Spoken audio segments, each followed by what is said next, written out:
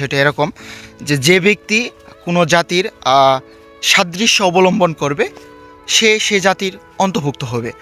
আসলে 31st night এটা আসলে জাতির জন্য বা পশ্চিমাদের জন্য, খ্রিস্টানদের জন্য তাদের একটা সংস্কৃতি। আসলে তাদের সংস্কৃতি আমরা প্রতি বছরে এটা পালন করা, এটা আসলে নোংরামি ছাড়া কিছু না। আসলে এটা ইসলামের জন্য নিষিদ্ধ।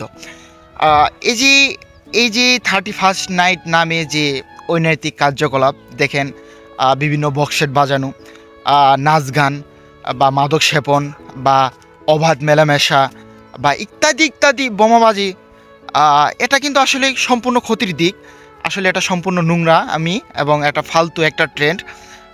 এই যে মুসলিম রাষ্ট্র বাংলাদেশ বা আমরা মুসলিম হয়ে এই ফালতু একটা ট্রেন্ডকে ফলো করি, আসলে এইসব কার্যকলাপ সম্পূর্ণ করি, এটা আসলে সম্পূর্ণভাবে কোনোভাবে ঠিক না। আসলে যদি পারেন আপনার এলাকায় কোনো ছোটো ভাই কেউ যদি বক্সে আনে বা নাচানাচি করবে, মাদক সেবন করবে, যদি সম্ভব হয় তাদেরকে বাধা দিবেন, তাদেরকে উচ্ছেদ করবেন, তারা যাতে 31st নামে নোংরামি করতে না পারে, নাচানাচি গান বাজনা।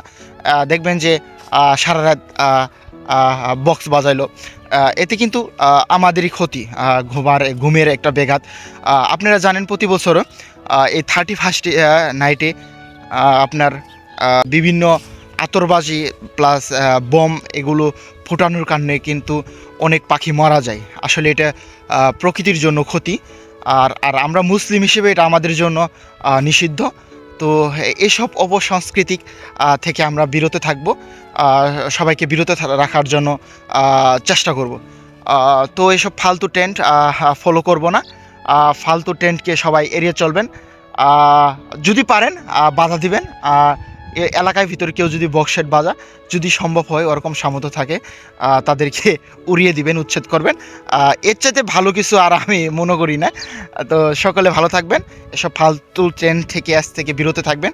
আল্লাহ হাফেজ।